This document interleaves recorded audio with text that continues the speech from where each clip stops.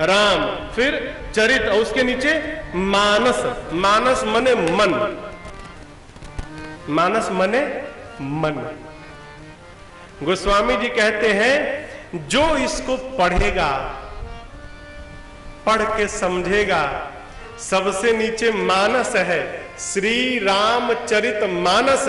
मानस मने मन, जो इसको पढ़ के समझ लेगा उसके मन के ऊपर पूरा का पूरा श्री राम चरित्र आके खड़ा हो जाएगा, अर्थात भगवान का चरित्र उसके जीवन में उतर जाएगा। यही इस कथा का फल है। मानस पर श्री रामचरित आ जाए, यही श्री रामचरित मानस है। 7 कांड लिखे बाबा ने, बाल कांड, अयोध्या कांड, अरण्य कांड, किष्किंधा कांड, सुंदर कांड, युद्ध कांड जिसे लंका कांड कहते हैं, और 7वां कांड है उत्तर कांड। बाल कांड के प्रारंभ में पूज्यपाद गोस्वामी जी ने 7 श्लोक लिखे। अब समझिएगा 7 ही कांड क्यों लिखे और बाल कांड में 7 श्लोक क्यों लिखे। सप्ताह में कितने दिन होते हैं? कितने दिन?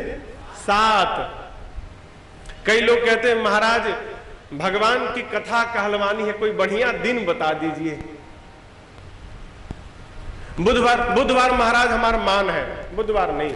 अरे मान, कहीं मंगलवार को चले गए तब क्या होगा?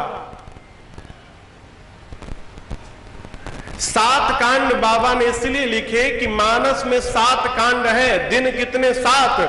इसलिए मैं 7 कांड लिख रहा हूं कि इसको पढ़ने के लिए दिन मत दिखाना। 7 दिन में से जिस दिन तुम्हारा मन करे उसी दिन प्रारंभ हो जाना। परमार्थ के लिए दिन न देखा जाए। आगे प्रसंग आएगा, आगे के दिनों में भगवान राम को सुग्रीव पर क्रोध आया। भगवान ने कहा था मैंने तुम्हारा काम किया, तुमको राज सत्ता लौटाई है, तुम मेरा काम करना, क्या सीता जी का पता लगाना। भगवान बोलकर चतुर्मास बिताने गए, सुग्रीव भूल गया। एक बार हाल चाल भी लेने नहीं गया भगवान का। सुग्रीव यहां पर, भगवान पाटन में बैठे हैं, इतनी दूरी थी बस। अब आप बताओ, आपके गुरुजी पाटन में रहे चतुर्मास में, अरे नहीं रोज जाओगे आप, हफ्ता में एक दिन तो जइबे करेंगे कि गुरुजी कोई कष्ट तो नहीं है, कोई सामान हो तो बताइए लाऊंगा। भगवान बैठे रहे, सुग्रीव झांकने तक नहीं गया भगवान के पास। चतुर्मास बीता, भगवान को क्रोध आया, बोले जिस बाण से मैंने बाली को मारा था लक्ष्मण मारूंगा, ते ही सर हटाऊं मूड कह काली, उसी बाण से मारूंगा सुग्रीव को, लेकिन कब मारूंगा? आज नहीं कल मारूंगा। कब मारूंगा?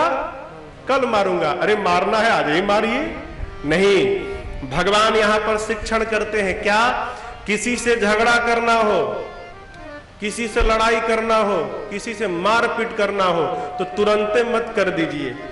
फिर पंडित जी को बुलाइए और कहिए थे कि बढ़िया मुहूर्त निकाल कर बताइए तो झगड़ा करने का कौन सा मुहूर्त है।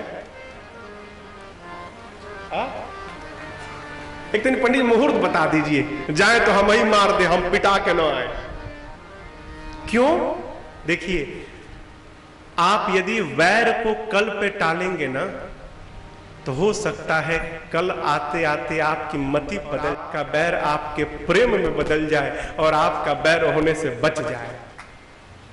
बैर कल पे टाला जाए और ठीक विपरीत परमार्थ करना हो, सत्कर्म करना हो, पुण्य करना हो तो इसको कल पर मत टालिए, जितना शीघ्र हो उतना कर डालिए। क्यों? का पता हम कल रहे कि ना रहे, घर में कोई बवाल हो जाए, कोई झंझट आ जाए, रुपया बंद हो जाए। खूब रुपया जमा किए, महाराज दिसंबर में कथा कराएंगे, झक्कास कथा कराएंगे महाराज। ले 8 नवंबर को रुपया बंद, करावा कथा।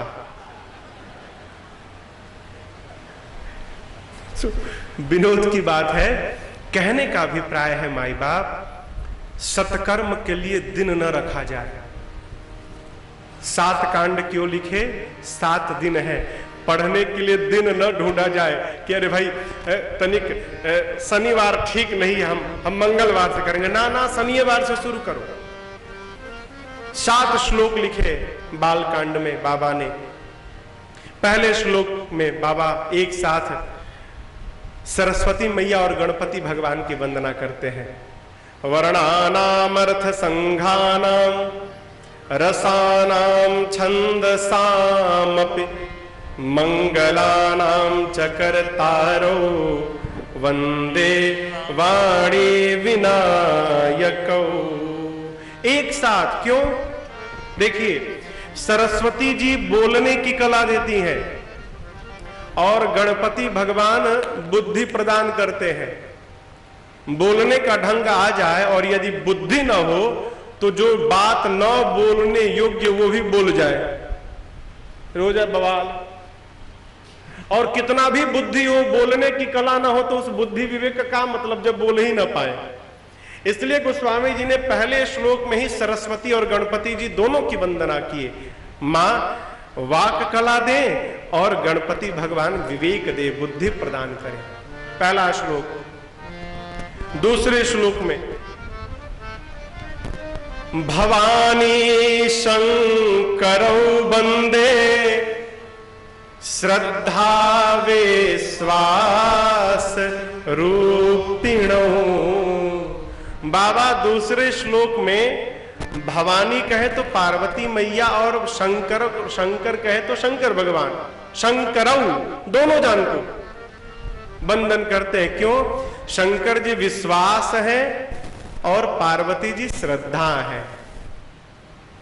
अब देखिए कथा का क्या संयोग बना है। आज श्रद्धा और विश्वास की विवाह की कथा है।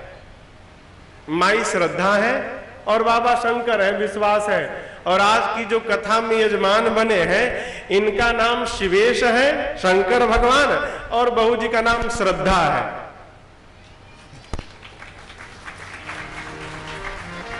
ये संयोग है।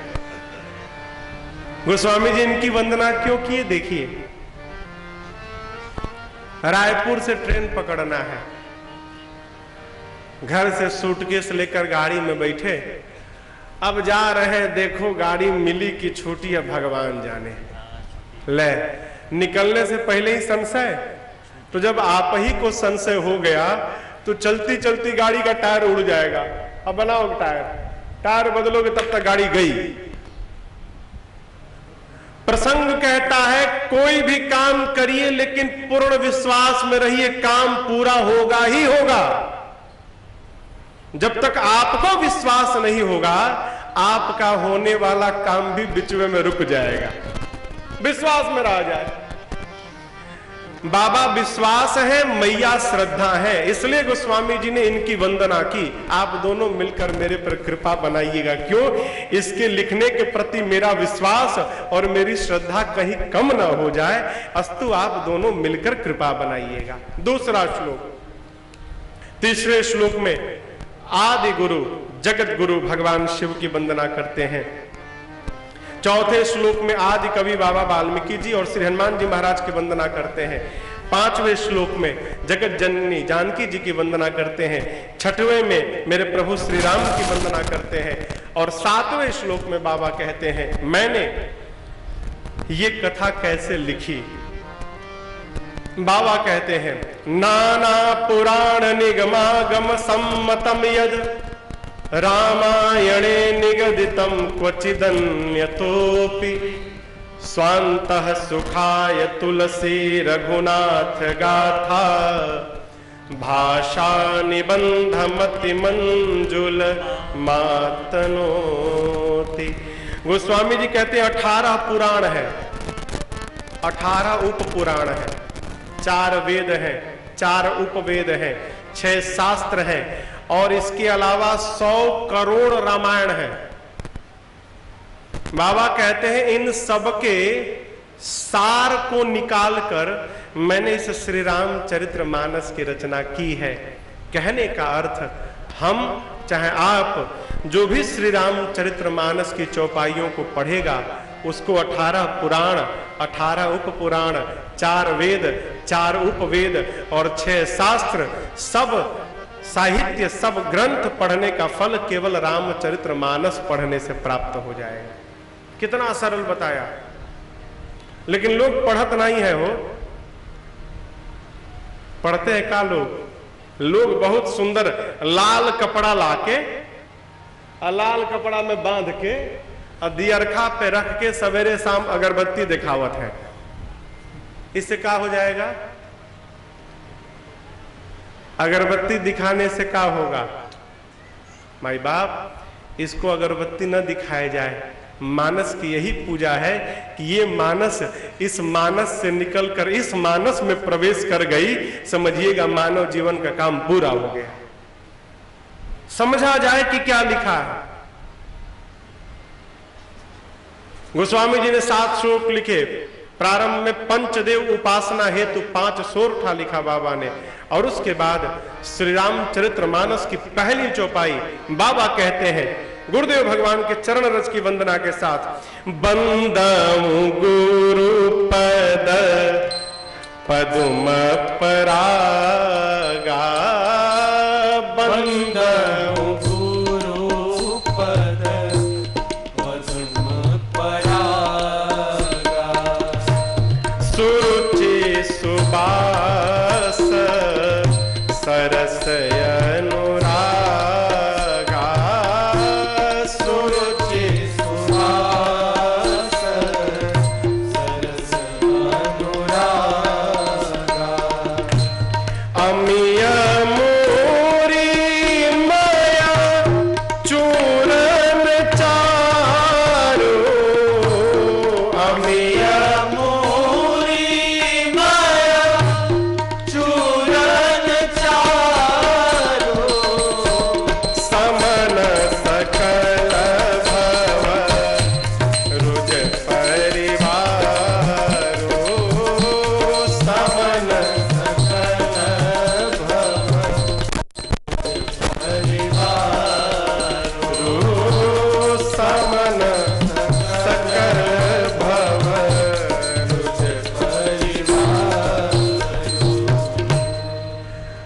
गोस्वामी जी ने सबसे पहले गुरु चरण रज की वंदना की।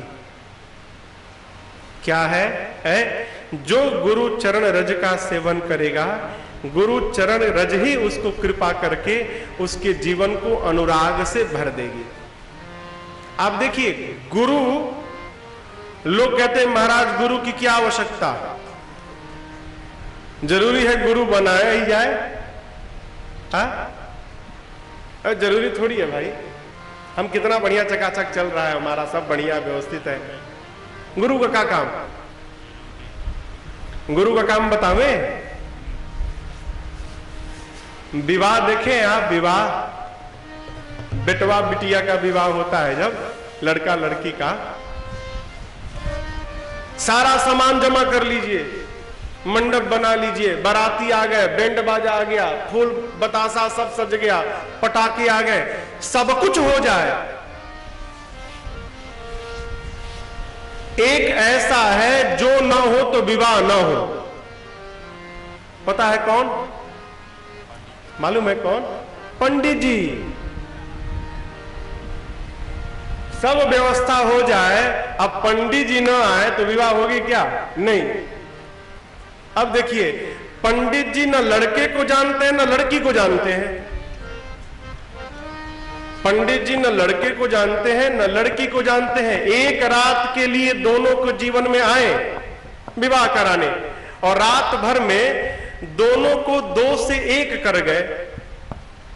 लड़का लड़की को मिलाकर जो 2 थे, 2 को 1 बना गए, और 1 बनाकर दोनों के जीवन से सदैव के लिए निकलकर दूर चले गए। विवाह के बाद भी पंडित जी नहीं मिलेंगे लड़का लड़की से। ये गुरु क्या है? ये जो शरीर है ना, ये लड़की है वो। ये जो शरीर है, आत्मा है, यही लड़की है।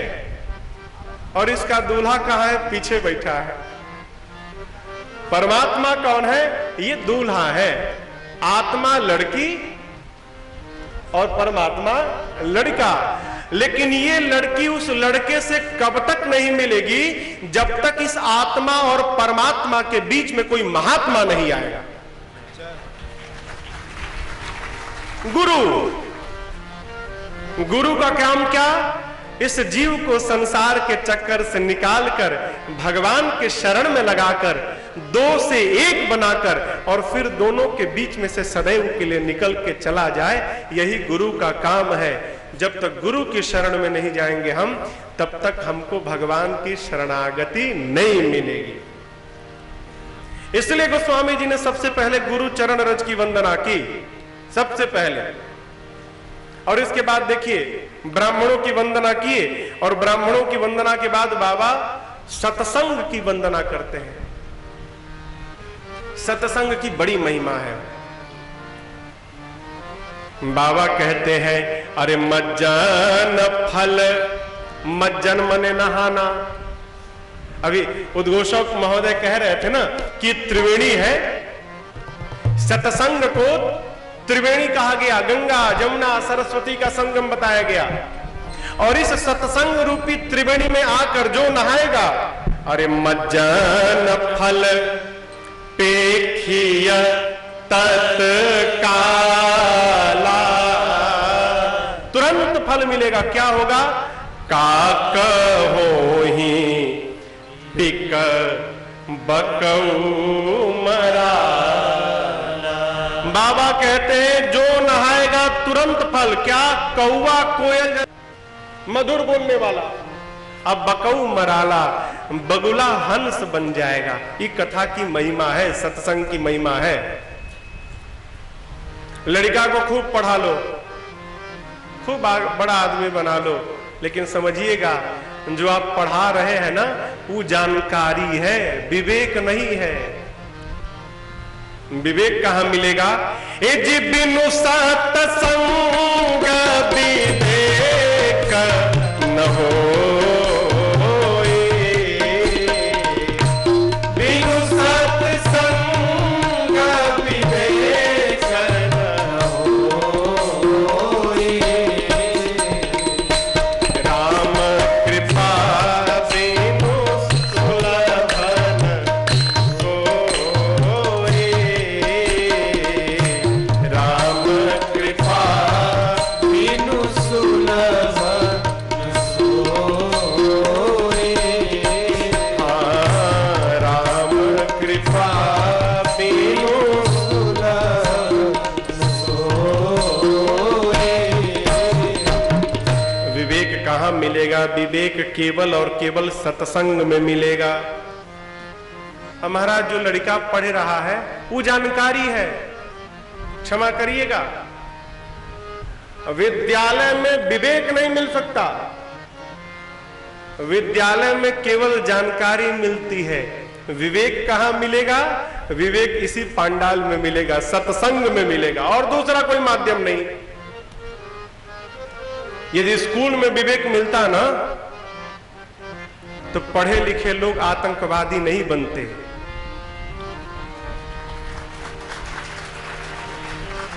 ये आतंकवादी अनपढ़ है का?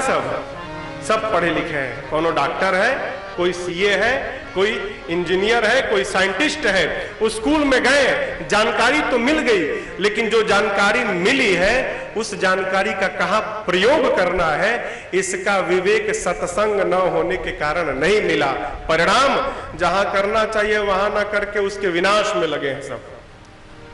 इसलिए बच्चों को खूब पढ़ाइए, लेकिन तनिक बिचवा बिचवा में ना सत्संग में ले जाकर उनको विवेक भी प्रदान कराइए। मिलेगा नहीं कहीं हो। आप कथाओं में जाते होंगे, लिखा रहता है कृपया बच्चों को न लाए, लिखा रहता है ना, बच्चों को न लाएं। कहें भाई, बच्चे डिस्टर्ब करते हैं। एक बहुत कड़वी बात भाई, पहले मैं क्षमा मांग रहा हूं हाथ जोड़ के, किसी को बुरी लग जाए तो हमको बालक जान के क्षमा करिएगा। ये बताइए, बूढ़े लोग कथवा सुन के करेंगे क्या?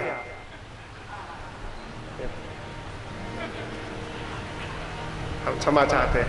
क्यों? ये लोग तो अपना जी चुके। जो वृद्ध बाबूजी लोग हैं वो तो अपना जीवन जी चुके, कथा सुनेंगे, भजन करेंगे, जाएंगे। जिनको जीना है जिनसे प्रदेश का निर्माण होना है, जिनसे भारत के भविष्य का निर्माण होना है, उन्हीं को हम सत्संग से दूर रखे हैं। और कहते हैं बच्चे आजकल के कथा नहीं सुनते, धर्म नहीं जानते। अपराधी बच्चे नहीं, अपराधी हम हैं। क्यों? हम ही नहीं ले गए उनको। इसलिए मैं बार बार कहता हूं, बच्चों को लाइए, बच्चे खेलेंगे, 5 मिनट बैठेंगे फिर खेलेंगे। लेकिन जानते हैं बच्चे 5 मिनट भी बैठते हैं ना, तो 5 मिनट बैठ के कथवा सुनते हैं, जितने देर बैठते हैं सुनते हैं। लेकिन बड़े लोग 3 घंटा बैठे हैं ना, 3 घंटा बैठ के बड़े लोग कथा सुन रहे हैं, इस बात की गारंटी नहीं है।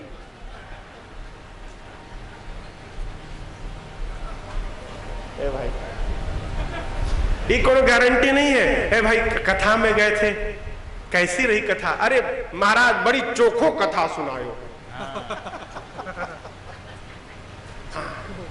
क्या सुनाया? ऊंची कथा थी ना, बहुत ऊंची कथा, ऊपर से चली गई, समझ में कुछ नहीं आई। कहा है? कथा शुरू होते ध्यान में चले गए थे।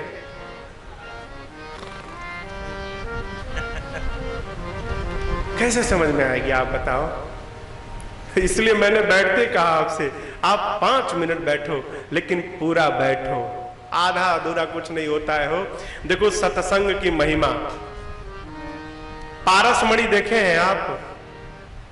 पारसमणि सुने हैं? सुने भी नहीं है। एक मणि है जिसका नाम है पारसमणि।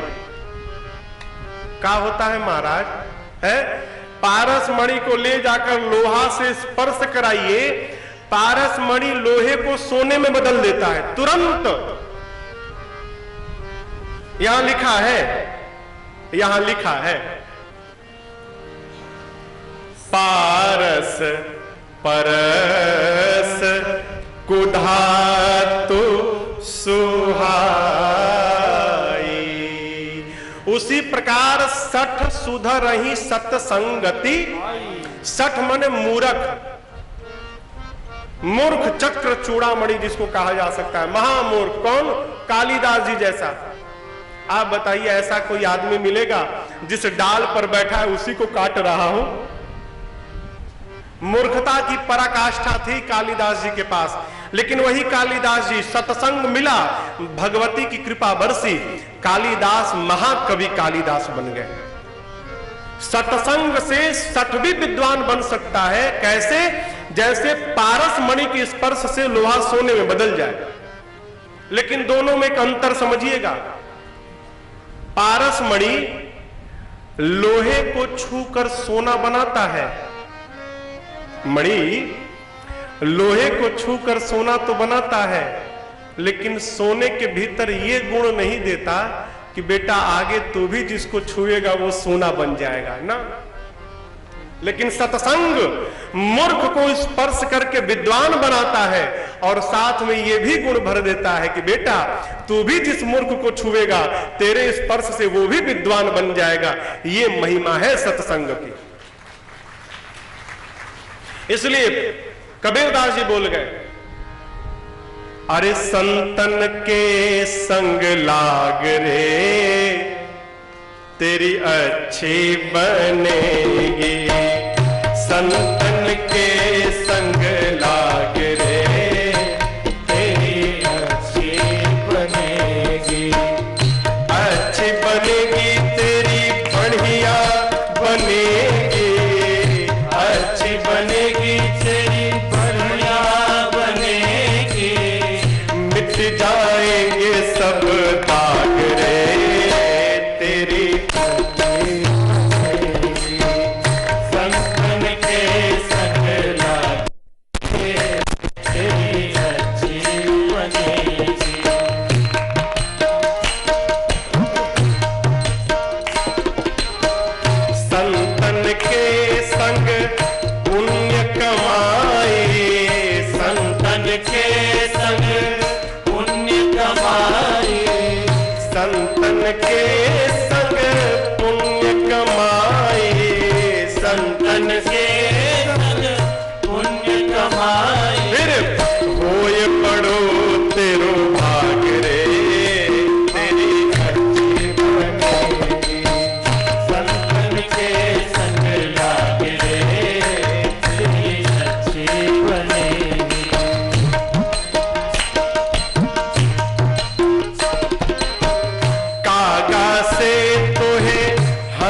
करेंगे, कागा से तोहे हंस करेंगे, कौवा से तोहे हंस करेंगे, कौवा से तोहे हंस करेंगे। महाराज कौवा भी हंस बनता है का?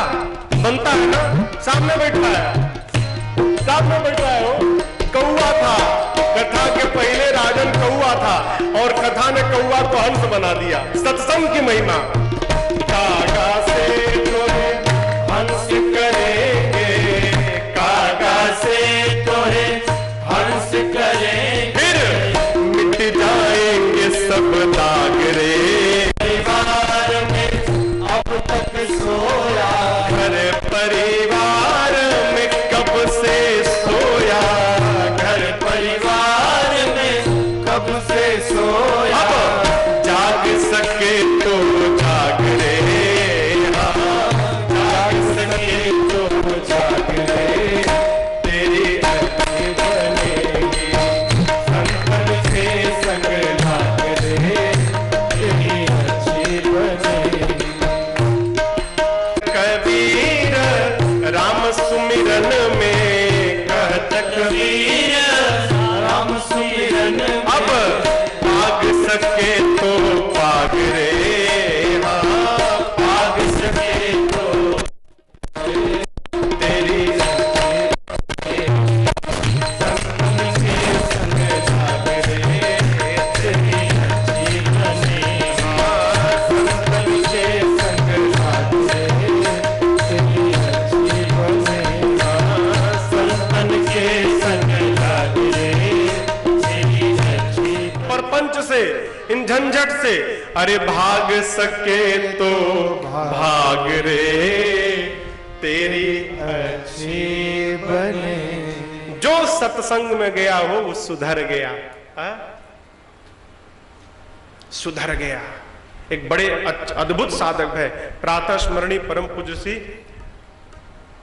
देवादास जी महाराज श्रीधाम वृंदावन के। वो कहते हैं, अरे नाम कीर्तन करो तुम सुधर जाओगे, नाम कीर्तन करो तुम सुधर जाओगे, करके करुणा मनुज देह प्रभु ने दिया, क्यों नहीं राम का नाम तुम गाओगे, नाम कीर्तन करो तुम सुधर जाओगे। जिसको जिसको सुधरना है, क्या करे महाराज है, उसको कहिए कि सवेरे शाम बैठ के ना भगवान के सामने 10 मिनट 15 मिनट भगवान के नाम का कीर्तन करे, दुष्ट से दुष्ट व्यक्ति भी सुधर जाए। इतनी महिमा है नाम की। आपको बतावें, इस कलिकाल में भगवान के नाम को छोड़कर दूसरा कोई साधन नहीं। जितनी ताकत भगवान में नहीं है, उससे अधिक ताकत भगवान के नाम में है। कलयुग की महिमा है ये। गोस्वामी जी कहते हैं, कलयुग में जोग मत करो, यज्ञ मत करो, जप मत करो, तप मत करो, व्रत मत करो, पूजा मत करो। क्यों? किसी से भी भगवान मिलने वाले नहीं है। कितनी कड़वी बात। कहते हैं, यही कली काल न साधन दूजा, जोग यज्ञ जप तप व्रत पूजा, इनके करने से भगवान नहीं मिलेंगे। इसका मतलब बेकार बेकार नहीं। फिर जितनी शुद्धता और जितने नियम के साथ जोग यज्ञ जप तप व्रत पूजा करनी चाहिए, कलयुग के जीव के बस की बात नहीं है। एकादशी व्रत लोग करत है, महाराज हमारे एकादशी है। 11:30 बज गया, रात का आप सोए नहीं, 12 बजने वाला ना महाराज, समोसा आया है तो आज तो खाए नहीं, एकादशी व्रत था।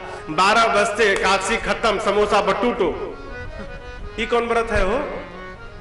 ये 12 बजे से डेट ना रेलवे का बदलता है। सनातन धर्म में दिन बदलता है सूर्योदय के बाद। जब तक सूर्योदय ना हो तब तक तिथि नहीं बदलती। बड़ा कठिन है। कलयुग का जीव उतनी निष्ठा से जोग यज्ञ जप तप व्रत पूजा कर ही नहीं सकता। तो महाराज हम लोग क्या करें? गोस्वामी जी कहे बेटा 3 काम यदि कर लेगा ना, 3 काम इसी शरीर में, इसी कलयुग में तेरे को भगवान का दर्शन हो जाएगा। 3 काम। पहला काम समझिए, राम ही सुमेरिय, राम जी का स्मरण करे। रोटी बना रहे तो राम राम राम राम राम राम, 1 रोटी राम राम राम राम राम, 2 रोटी। घर से निकलकर व्यापार पे जा रहे हैं तो गाड़ी चलाते चलाते राम राम राम राम राम राम, राम ही सुमेरिय। शाम को काम करके घर आए तो नहा धोवा के हाथ पांव धोकर पूरे परिवार के साथ बैठकर 5 मिनट 10 मिनट गाय राम ही। दूसरा काम। तीसरा काम, आस में पड़ोस में गांव में नगर में यदा कदा कोई महात्मा आ गए तो अपने जाकर नीचे बैठकर और उनके मुख से संतत सुनिया राम गुण ग्राम ही, बैठकर भगवान की कथा का श्रवण करे। अकेले रहे तो स्मरण करे, परिवार के साथ रहे तो भजन करे और महात्मा के पास जाकर श्रवण करे। 3 काम जीव यदि जीवन में साध ले, इसी कलयुग में उसको भगवान का दर्शन हो जाएगा। पूज्यपाद गोस्वामी तुलसीदास जी महाराज। करने नहीं है कुछ। आप बताओ क्या कठिन है? कठिन है क्या? कोई कुछ नहीं है, केवल लय लगाने की देरी है। लय लग गई फिर तो अद्भुत आनंद है। गोस्वामी जी ने नाम की महिमा गाई, भगवान के परिकर समाज की वंदना की है। शंकर भगवान को प्रणाम करके पूज्यपाद गोस्वामी तुलसीदास जी महाराज कथा को अब तीर्थराज प्रयाग लेकर गए। कथा प्रारंभ किए, बोले भरद्वाज मुनि बसहि प्रयागा, भरद्वाज मुनि बसहि प्रयागा, तिन्हि राम पद अति अनुरागा, तिन्हि राम पद अति अनुरागा, तापस समदम दया निधाना, तापस समदम दया निधाना, परमारथ पथ परम सुजाना, परमारथ पथ परम सुजाना। तीर्थराज प्रयाग, जिनका आजकल नाम इलाहाबाद है। प्रयाग में एक महात्मा है जिनका नाम है भरद्वाज। आपको पता है आज भी माघ महीना में माघ का मेला लगता है प्रयाग में। सारे देश के ऋषि मुनि जाकर वहां 1 माह वास करते हैं। एक बार वहां से ऋषि लोग जाने लगे ना तो भरद्वाज जी ने एक याज्ञवल्क नाम के ऋषि को रोक लिया, ले गए आश्रम में, पांव को धोया गया, षोडशों प्रकार पूजन किया। याज्ञवल्क जी कहे भरद्वाज जी आपने मुझे क्यों रोका? भरद्वाज जी कहे प्रभु जिस काम के लिए रोका हूं वो आपको छोड़ के कोई कर नहीं सकता, लेकिन क्या कहे कमुआ कहने में डर लग रहा, कहीं आप नाराज ना हो जाए। याज्ञवल्क जी बोले नहीं नहीं कहिए क्या प्रश्न है, कहिए मैं सुनूंगा, क्या बात है। भरद्वाज जी का प्रश्न आप जानते हैं क्या प्रश्न है? प्रश्न सुनकर आपको भी हंसी आएगी, इतने बड़े ऋषि हैं उनको ये भी नहीं मालूम। प्रश्न करते हैं राम कवन प्रभु पूछो तो ही, राम कवन प्रभु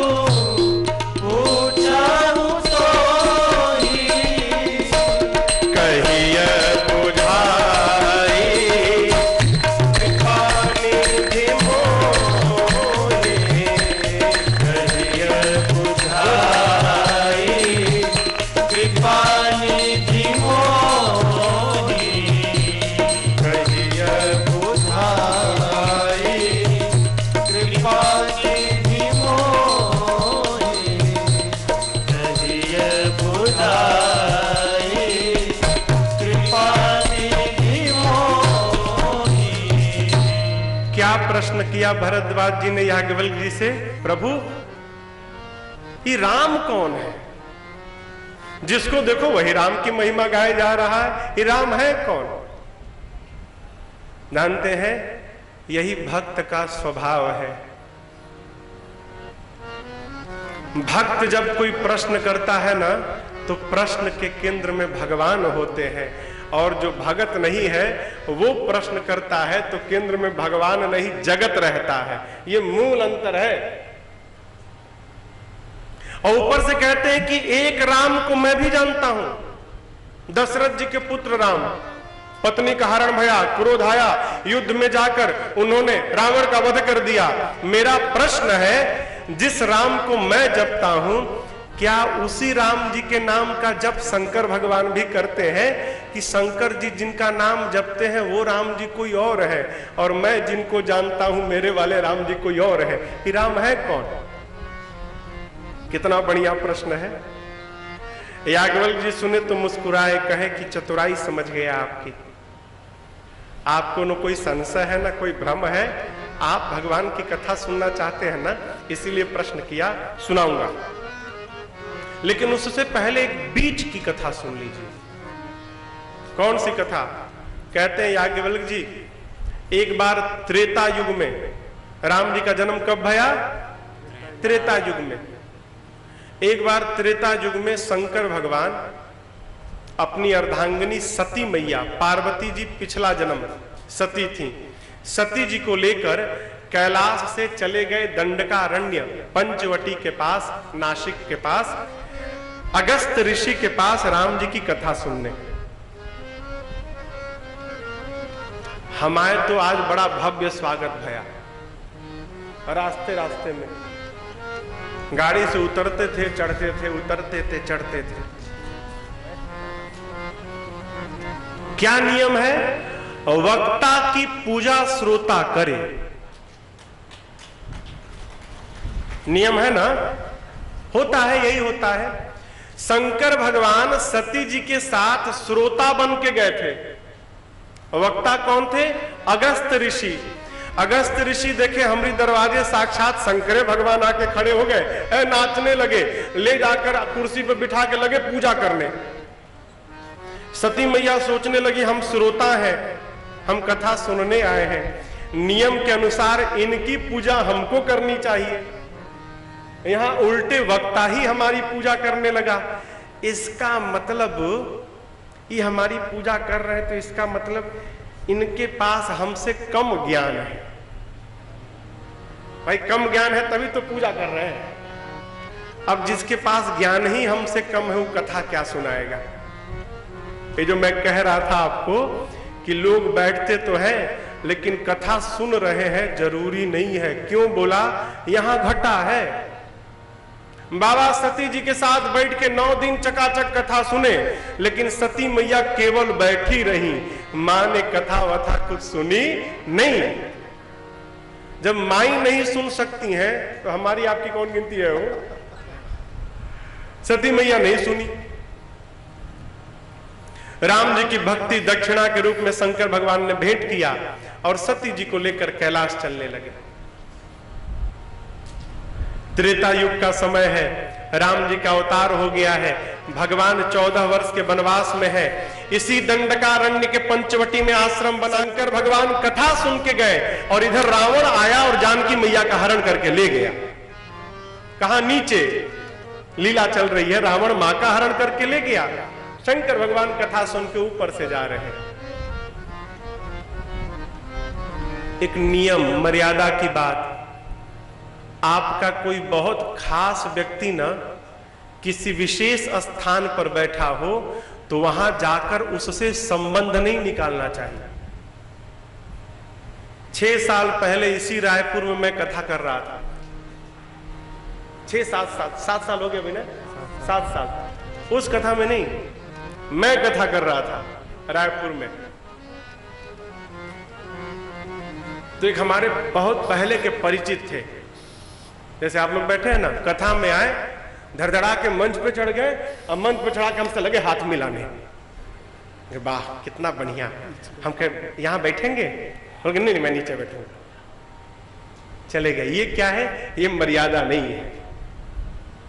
आपका कितना भी खास हो, किसी विशेष स्थान पर बैठा है ना, वहां परिचय नहीं निकलना चाहिए। ये अमर्यादित व्यवहार। राम जी अवतार लेके लीला कर रहे हैं, शंकर जी जा रहे हैं, सोचते हैं कथा सुना हूं तो कानवा तो धन्य हो गया। राम जी मेरे इसी बनवा में है, यदि दर्शन हो जाए तो अखियों धन्य हो जाए। चला जाए का, चल के मिल लिया जाए। लेकिन बोले नहीं नहीं, भगवान तो गुप्त रूप में आए हैं, विशेष लीला में है, जाना उचित नहीं होगा। सोचते हैं कैसे दर्शन हो, कैसे दर्शन हो। तब तक अचानक शंकर भगवान ने राम जी को रोते हुए देख लिया। राम जी मां के वियोग में रो रहे थे। बाबा कहते हैं, ए जी शंभु समयाते ही राम देखा, शंभु समयाते ही राम देखा, उपजा ही अति हर्ष विशेषा, उपजा ही अति हर्ष विशेषा, उपजा ही अति हर्ष विशेषा। शंकर भगवान देखे राम जी को है, उपजा ही अति हर्ष, हृदय में अत्यधिक आनंद भया। है बाबा डमरू निकाल के लगे बजा बजा के नाचने। अब आप बताओ, आप जिसको प्राण के समान प्रेम करते हैं वो रोता हुआ दिखाई पड़ जाए तो आप डमरू बजा के नाचेंगे कि आप रोएंगे? बताइए, रोएंगे ना? आपका कोई बहुत प्रिय खास व्यक्ति रोता हुआ दिखाई पड़ेगा तो आप रोएंगे नहीं, कम से कम उदास तो होइए जाएंगे कि जाके सुजवा लगेंगे डमरू बजा के नाचने। राम जी रो रहे हैं और बाबा हंस रहे हैं, नाच रहे हैं। क्यों? शंकर भगवान जानते हैं ये सब तो लीला हो रही है, नाटक चल रहा है। मैया कारण भया ही नहीं, मैया तो अग्नि में बैठी है, रावणवा तो खाली फोटो लेके गया है। शंकर भगवान सब जानते हैं। नाच क्यों रहे हैं? शंकर भगवान कैलकुलेशन करने लगे। 8 बजा है सवेरे का, सीता जी गई, अब भगवान चल पड़े हैं। 9 बजे जटायु के पास पहुंचेंगे तो 1 घंटा में जटायु को गति देंगे, 10 बजेगा। 10 बजे जटायु को गति देकर बढ़ेंगे तो 11 बजे तक शबरी जी के पास पहुंच जाएंगे। आज 11 बजे से लेकर और 2 बजे तक शबरी जी के पास रहेंगे, दोपहरिया में भोजन करेंगे। और 2 बजे शबरी जी को गति देकर आगे बढ़ेंगे आज तो 3 बजे तक पंपा सरोवर पहुंच जाएंगे। ठीक साजी खान तक पंपा सरोवर पहुंच गए, 1 घंटा वहां विश्राम करेंगे और 4 बजे जैसे राम जी पंपा सरोवर से आगे बढ़ेंगे आज और 5 बजते बजते ऋष्यमुख पर्वत आएगा। और जैसे शाम को आज ऋष्यमुख पर्वत आया, मैं ठीक उसी समय हनुमान बनकर भगवान के पास चला जाऊंगा। अरे आज तो प्रभु के पास जाने का दिन आ गया। ये विचार करके गदगद हो गए, आज मिलन का दिन आ गया। पंपा सरोवर के पास ही हनुमान जी मिले थे, गदगद हो गए। जल्दी जल्दी चलो, माई को बोले जल्दी चलो कैलाश, हाँ आज पहुंचने का दिन है। गदगद हो गए। ऊपर से बोले, हे सच्चिदानंद भगवान आपकी जय हो, जय हो, जय हो, जय जयकारा करके चल पड़े। अब देखिए, सती जी तो कथा सुनी नहीं थी। कथा सुनी होती तो उनको पता रहता कि सीता जी के हरण के बाद राम जी रोए थे, लेकिन सुनी नहीं, उनको मालूम नहीं। सुनी सच्चिदानंद, कहने लगी सच्चिदानंद है जो परम सत्य है, जो परम चित्त है और जो परम आनंद है, वो जो भगवान है। भगवान को पता नहीं रहेगा कि हमारी पत्नी कहां है, ऐसे मनुष्य की भांति रोएगा, ये भगवान नहीं है। मां के मन में हो गया ये भगवान नहीं है। शंकर भगवान बहुते समझाए, मान जाओ। मैया नहीं मानी। एक सूत्र समझिएगा,